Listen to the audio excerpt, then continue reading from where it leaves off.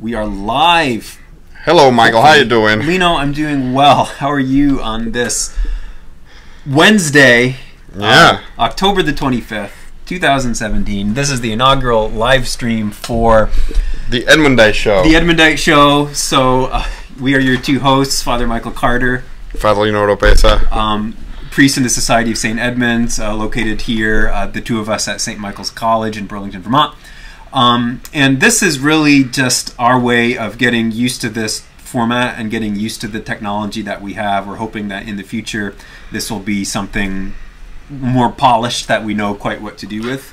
I think would be fair to say. But I'm having fun already. Like, we've got our own little microphones and camera. It's like a little show happening. Very cool. Totally. So the idea of this show is to talk about the church and our life as a priest, and maybe answer some of your questions. I don't know, Michael, you said you wanted to talk about today about a little bit of All Saints. That would be one thing to talk about. I'm just thinking in terms of the church's year, the way that the church organizes the year, what we would call the liturgical year. There's different seasons and different celebrations that happen. And for the Catholic Church, the highest level of celebration is what we would call a solemnity. And so it's a Mass that's a little more, there's different parts to it. It's a little more in-depth than a regular Mass would be. And in this country, at least the United States, I don't know about other countries, but November 1st, known as the Solemnity of All Saints, or All Saints' Day, is what we call a holy day of obligation, which basically means, guess what? You got to go to church on that day. Basically. But it's a day that's interesting to me, November 1st, All Saints' Day, because I have a devotion to the saints. Some saints in particular more than others, but just the notion of sainthood in general is very helpful for my faith life, because the saints were real people that had real lives and real struggles. And it's not that other figures in church history weren't real or whatever that would be, but it can feel distant sometimes if we're reading ancient texts or ancient scriptures or things like that. Sometimes the figures don't seem as real to us, even though they obviously were people of flesh and blood or what have you. So knowing that there were people that in their lives that had all the flaws that we do, that had all the issues that we do, that somehow were still able to do God's will in the world and to be sources of inspiration for people that came after them, is kind of inspiring to me. And by celebrating all the saints on one day, it's for not only those that are known and celebrated, but even the people that, you know, their lives are obscure or nobody knows their name or remembers their name anymore, but God does know and God does remember. So this fact that everyone can reach holiness, it doesn't mean that you have to be recognized in a big way. So that's my sense of just the general theology behind it. If you have, and I think that also the idea of to celebrate the life of those people who somehow lived what the church asks us to live and what Jesus is asking us to do. So people that model their lives according to Jesus' teaching. I think that at least for me, even a priest sometimes can be difficult and can be very true. Can be a challenge. Yes. I think that they're for me of what should be or what our life should look like. So, and the other thing that is really interesting for me about sainthood is that anyone can be a saint. I mean, when we think of saints, people think usually about nuns and priests and popes. But there's a lot of people that also that either, if they are not officially recognized by the church as saints, they were dedicated their lives to live the lives that we described. I think that's pretty cool for me. Absolutely, yeah, and that's a good point. When the church talks about saints, you know, it's not just, oh, this was a good person or these were good people.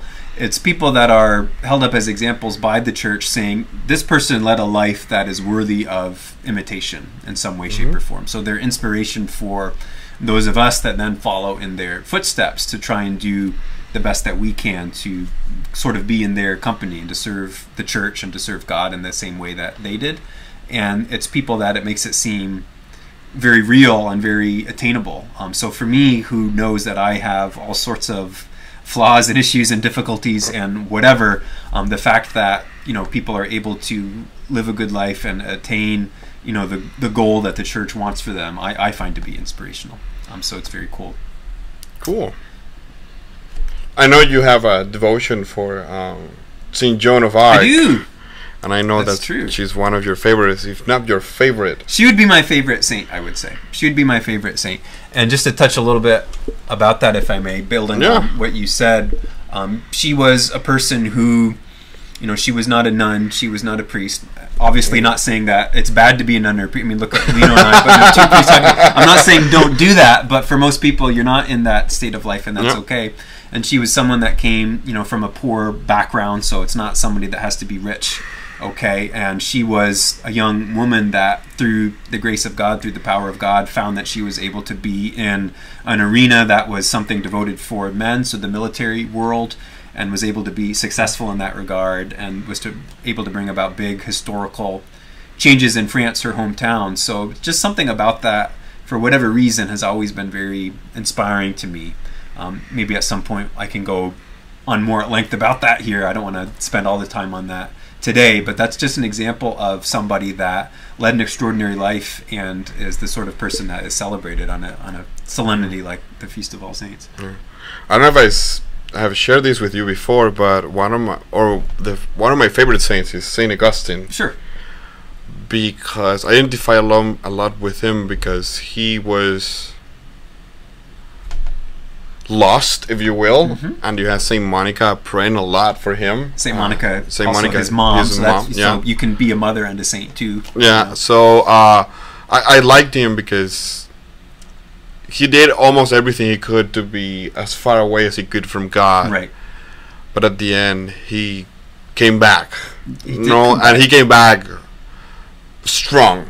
Absolutely. One of the fathers of the church learned from another great bishop, Saint Ambrose. Saint Ambrose, and then he wrote, I don't know how many documents, how many treatises of theology, and you could spend your whole life just reading his work. So for me, he is that inspiration. Not that I was as sinner as he was, but for me, that the idea that it's never late and that you can, there's always time to engage. I think for me that was awesome.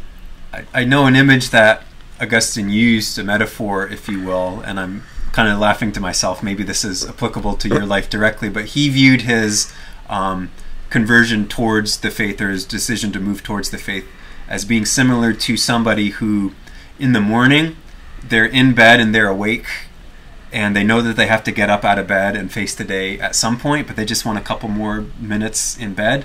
But then a moment comes where you have to get out of bed. You just have to face the day and go forward with it.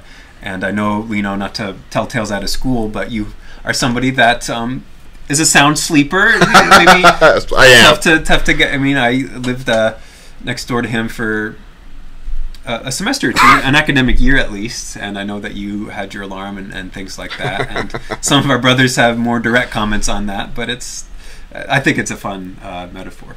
Yeah, and a lot of truth to it too. Mm. So I don't know if there's anything else you want to tell us about. Talk about All Saints Day, or yeah, I don't know if this will or won't be interesting to people, but I'm sometimes interested in the reasons why things are or where things come from, and I haven't read all the scholarship on this, but why November 1st? Why is that the day that should be celebrated? Different people will say different things. One reason was I think in early medieval England and Germany, this time of year was associated with a harvest festival of some sort. So you bring in the crops at this time to have the harvest and to have food stored up over the winter during the fall. And one of the popes, I think, not that it matters, this isn't like a history lecture, I'm remembering it was a pope named Gregory IV, so you can take that or leave that, but he decided to make All Saints Day, which was a feast that had existed in the Eastern Church at a different time in the year. He wanted to make it November 1st to sort of commemorate that harvest time and to sort of replace that as a festival on people's minds. And there's also the symbolism of how God sort of harvests people in a way and brings people to him, and certainly that's true of the saints as well.